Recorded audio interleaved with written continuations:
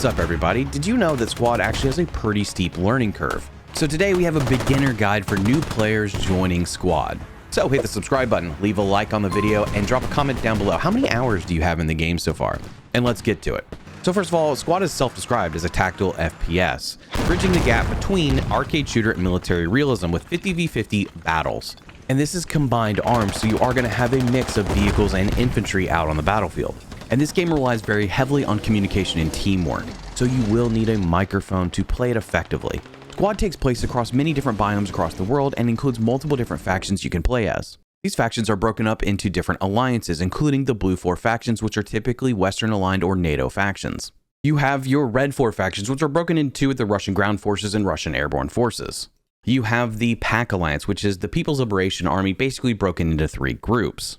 Then you have your independent factions, which are broken into 2 groups, being conventional forces and unconventional forces. Now, your typical squad match will feature different alliances facing off against different alliances, and each faction actually is broken up into different unit types. I'll link a guide to that down below. But it is important to know that every faction is going to have vehicles, weaponry, and camo that is specific to their faction. And much of that is stuff that you can learn on your own in the training range. But for now, we need to talk about how rounds are won or lost. Squad utilizes a ticket system, so at the beginning of every round, each team starts off with a set amount of tickets. So whichever team runs out of tickets is the losing team. So how do you lose tickets? Assets, including your infantry, all can cost tickets if they are lost in battle. For example, if a friendly vehicle is destroyed, that could cost a set amount of tickets depending on the vehicle type. However, capturing objectives will provide your team with more tickets. The amount of tickets you get provided can depend on the game mode. Now, you can find a lot of this information in-game by hitting caps lock and scrolling up to the top right. Here is where you can see what vehicles are available on the battlefield for both your team and the enemy team, along with ticket values, respawn counters, and more. You also have an icon legend for anything marked on the map, and finally you have the basics of the game mode in terms of how to gain or lose tickets. Speaking of game mode, let's talk about some of the most popular game modes you'll see. First, you have Random, Advanced, and Secure. This game mode is about capturing objectives between the enemy main and your main. However, it uses a fog of war to prevent you from knowing exactly what the objectives are going to be until you make your progression through those objectives. Next up, we have Advanced and Secure, which is very similar to Random, Advanced, and Secure, except that all of the objectives between enemy main and your main are already revealed. Another game mode is Invasion, which operates a little bit differently. You have one faction operating as the attacker while the other faction operates as a defender. The defending team gets an early start to the round and knows all of the objectives the attacking team needs to capture. The defenders will also have significantly more tickets than the attackers will have at the beginning of the round.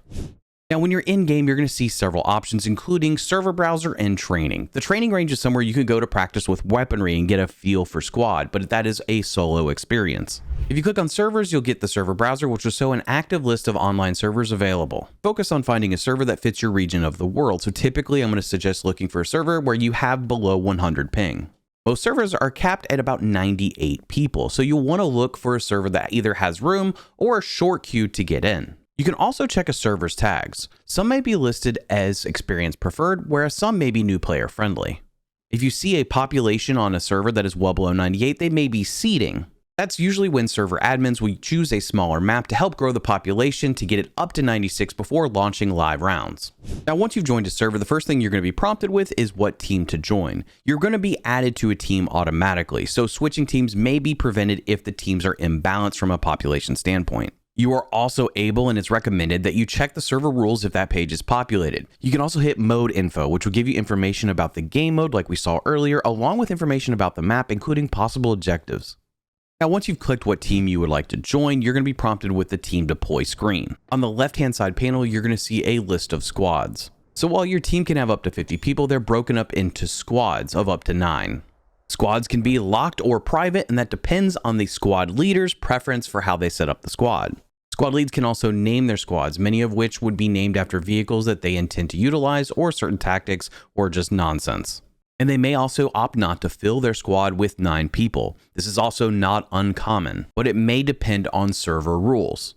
The first thing you want to do is join a squad. And hopefully you have a good experience with that group, but experiences may vary. After joining, you'll be able to see what kits are available to you, which is based on the population of people within that squad.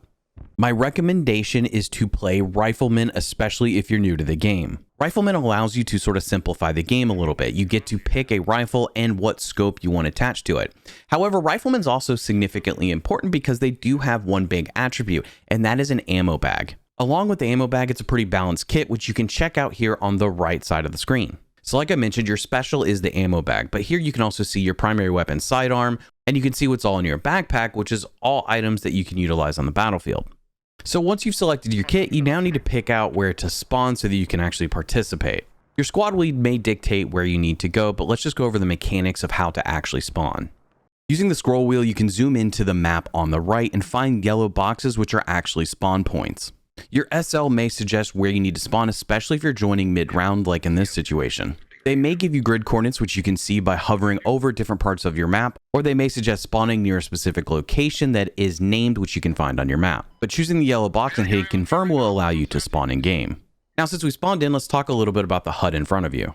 Now, in the bottom left, you have the names of everyone in your squad along with your squad name. You can also determine what kit they are and who is speaking. Additionally, if any of them were in a vehicle, that would also be an icon to the right of their name. It'll also show whether they are bleeding, knocked, or if they are dead. Finally, you can actually determine who's in which fire team. Fire teams are basically how a squad leader may break up the group to provide more efficiency around how to operate. And fire team leads will actually get the ability to make marks on the map similar to how the squad lead can. You can only have 2 fire teams in your squad for Bravo and Charlie.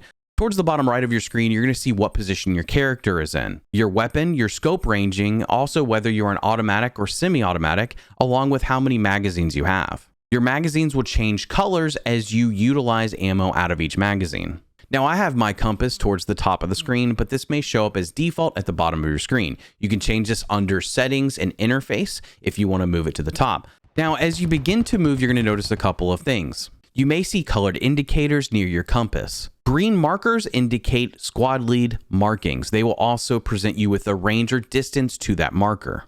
You may also see a Charlie or Bravo mark, which are marks your fire team leads have made. You also see 2 white bars attached to your compass, which indicate your stability when you're going to actually aim your weapon. Now, by scrolling your mouse wheel, you can see all of the different items that you have that you saw on the kit screen. All of these items are also tied to the number bar of your keyboard. Now, we talked a little bit about the ammo bag, and the reason this is important because it is a portable and deployable bag of ammunition. This is something that can be key to your squad lead as well as AT or other infantry in your squad or on your team. You can communicate with your squad through a couple of ways. By hitting the letter B as in Bravo, you can actually communicate with everybody in your squad regardless of the distance. Now, if you see a little speaker symbol next to someone in your squad's name down in the bottom left, they are actually within 50 meters of you, which means they can actually hear you if you use V as in Victor for proximity chat. The enemy cannot hear either of these lines of communication. It's also important to know that the squad leader has a third line of communication with other squad leads. Only they can access it, but it is G on their keyboard. If you want to learn more about callouts and communication, I have a video specific to that I'll link in the description below. Now, by hitting the M key, you can actually have your map pop up while you are moving. You can scroll in and out to zoom in or zoom out of the map as well. It will always be centered on you, but you can also get your player position, the tick count for your team, and the match timer. It's really important to utilize this often to make sure that you're aware of what's going on around you and to try to reduce the possibility that you actually team kill a friendly. Let's talk about aiming mechanics in squad. How do you go about this in an efficient way? Well, it relies on a couple of things, suppression and stamina. If you're being suppressed by enemy fire, it's going to be difficult to hold steady. If you've used up most of your stamina, it'll take time before your weapon can stabilize. Your stamina bar is gauged at the bottom of the screen and can typically be reduced by running or jumping. If you take a moment to pause, you'll start to see the stamina bar repopulate. If you start to get suppressed, you'll notice your character flinching. And under heavy suppression, your screen will start to blur. But if you have low stamina, you'll actually have more gun sway. So it's important to try to keep your stamina up and then try to find angles to reduce suppression. If you do get shot in a firefight, you will start bleeding. You'll want to use one of your bandages or field dressings to actually stop the bleed. This will also hurt your suppression and ability to aim, as it won't allow you to repopulate stamina as quickly. Now, once you've bandaged and stopped your bleeding, your health will remain steady. Only a medic or respawning will actually get you back up to full health. If you return to full health, your stamina and stability will return as normal. But until then, you'll see a red tint around your screen, which may be different in intensity based on the severity of your wound. Now, when you are looking for a target, it's going to be very important to identify camos. because name tags on your friendlies will only show up within a certain distance. So be sure to check your map, use your binoculars or your scope to help identify those targets. But something that's likely to happen more often than not is that you get knocked, which is basically what you'll see here.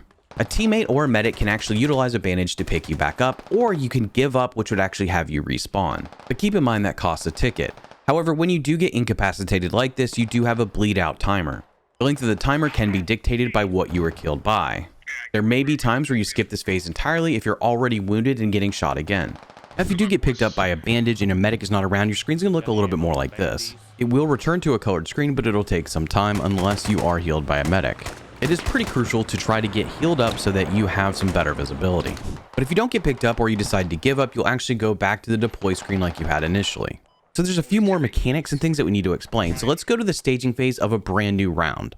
If you're in staging phase, that means the previous round just ended and you are starting on a new map. Players for either team are limited to their main for spawn, so you won't have a bunch of options. Vehicles nor infantry can leave main during the staging phase, and this period lasts about 4 minutes. You'll likely be tasked with getting into a vehicle. You can do so by walking up to a vehicle and holding your F key. If you're new to squad, I would suggest not driving the vehicle. You can switch seats by clicking the function keys at the top of your keyboard. Each of your first several function keys are assigned to a different seat in the vehicle. During staging phase is typically when squad leaders are working together to figure out what their rollout is going to look like, where certain squads are actually going to go at the beginning of the round once staging phase has ended. Now, your SL may tell you to get into specific vehicles. Let's go over a couple basic vehicles so you're aware of what to look for. First of all, there are transport trucks. These are larger trucks that are meant to hold several infantrymen on board. They are strictly used for transporting troops, unlike a logistics truck. A logistics truck actually has ammo crates on the back of it. These trucks are actually able to carry ammo and build supply to anywhere on the map. They can also be utilized to build forward operating bases or FOBs on the map as well, but we'll get to that in a moment. You'll also have light vehicles that are lightly armored. There's a variety of these in squad and it's dependent on the faction. For the US Army, you'll have the MAT-V, whereas for the US Marine Corps, you'll have the Humvee. You'll also have APCs or IFVs. These are armored personnel carriers or infantry fighting vehicles. You'll see a variation of these across different factions. Some will be wheeled, some will be tracked. Your squad lead may actually utilize these for transportation. IFVs are typically operated by an armor crew, but it's not uncommon for them to pick up some infantry and move them along the battlefield. Factions will also have some sort of main battle tank. This will vary depending on the faction itself. Every faction will also have a helicopter specific to that faction. Helicopters can be used to place radios, carry supply, or troops, and they're going to be operated by someone in a pilot role. Every faction will have access to boats if the map requires it. Some factions may have access to smaller vehicles like quads or bikes. You'll find that most factions have two different camo patterns, one for woodland biomes and one for desert biomes. Now, regardless as to whether you join a round in progress or join at the very beginning, you need to work with your squad and, more importantly, your squad lead. Hopefully, your squad lead will have some idea of what to do and can help you be effective. But there are also things that the squad lead can't do that you can do. This is where logistics in terms of ammo supply and build supply come in handy, as well as building FOBs and emplacements. FOBs or forward operating bases start with a radio. Radios can only be placed by squad leaders and require a logistics vehicle to be nearby. Once a radio is placed, you'll see two circles on the map. One which is blue, that is the build radius. This is where the squad leader can place emplacements that the squad can then build. The gray circle is actually an exclusion radius where you cannot place another radio within that circle. If you see yellow circles, those are actually markers that squad leads can put down to show where they want to build a FOB. Now, once a squad leader has placed a radio, they can now build a HAB, which serves as a spawn point. Those are the yellow boxes that you're clicking on to actually spawn on the map. Now, a squad leader can actually place the HAB, but they can't dig it up. That's where your shovel comes in handy. By pulling out your shovel in your inventory and using a left click, you can actually dig up different items or emplacements that the squad lead puts down. By right clicking on those objects, you can actually dig them down or destroy them. But I wouldn't recommend doing this unless your squad lead asks you to. Now, in order for the squad lead to place any of these items, they need build supply. Logistics vehicles can carry both build and ammo supply, whereas most vehicles will just carry some amount of ammo depending on the vehicle type. You can dump that supply from a vehicle by holding the F key next to the vehicle to interact with it, and then using the unload ammo or build options. While within a FOB build radius, you can actually see how much build and ammo is available on that particular FOB. This is displayed at the top left corner of your screen. Build supply is necessary to build emplacements or repair vehicles on repair stations. Ammo supply is the ammunition used to resupply pretty much anything on the battlefield. You can also see the condition of that radio. That's important because radios cost 20 tickets if the enemies dig it down. So you want to protect that radio or be prepared to dig it down with your shovel if it is likely to be dug down by the enemy team. A damaged radio or hab will actually prevent you from being able to spawn at that fob or on the hab itself. If a radio gets damaged enough, it'll go on a bleed out timer, which you'll see in the top left. If the circle timer runs out, it could cost your team 20 tickets. You can either dig down that radio immediately to destroy it, or you can dig it back up to repair it. But both the hab and radio can be repaired if they do get damaged. Keep in mind that you can dig down enemy radios, enemy habs, and other emplacements they have placed on the map using your shovel. Now, fobs along with habs are usually placed close to objectives that need to be captured, or they may be close to objectives you just need to defend. In addition to habs that you can spawn on, squad leaders also have a rally. This is a portable deployable item similar to an ammo bag that squad leaders have. They can drop it and your squad can actually spawn on there. These are often used as a backup or to create a flanking position for infantry to push onto an objective. But how does a team capture an objective? Well, they can be captured by infantry, but the infantry has to be close to that objective. You can see if you're within radius and the progress of this in the top right of your screen. You can also note the speed at which you are capturing the objective by the black chevrons that exist on the progress bar. You can have up to 5 chevrons for the fastest capture speed. If the chevrons are pointed to the left, that means the flag is being decapped. If the chevrons are pointed to the right, that means the flag is being captured. Flags that are owned by either team have to go through a neutral state before being captured. Once the neutral state is complete, the flag will be captured. You can get an idea of the progress on the capture for either team based on the red or blue filling up the progress bar. Once an objective is captured, the flag in the top right will represent whichever team owns that objective. You can also tell if the enemy team or if your team is capturing the objective from your map by it flashing red or blue depending on which team is capturing. It's also possible for the point to be contested, so if you don't see any chevrons but you do have people on the flag, it could be that there are enemies within the flag capture radius as well. Now I'm posting up some common terms and phrases you're going to hear in game, so feel free to pause on this screen or the next screen.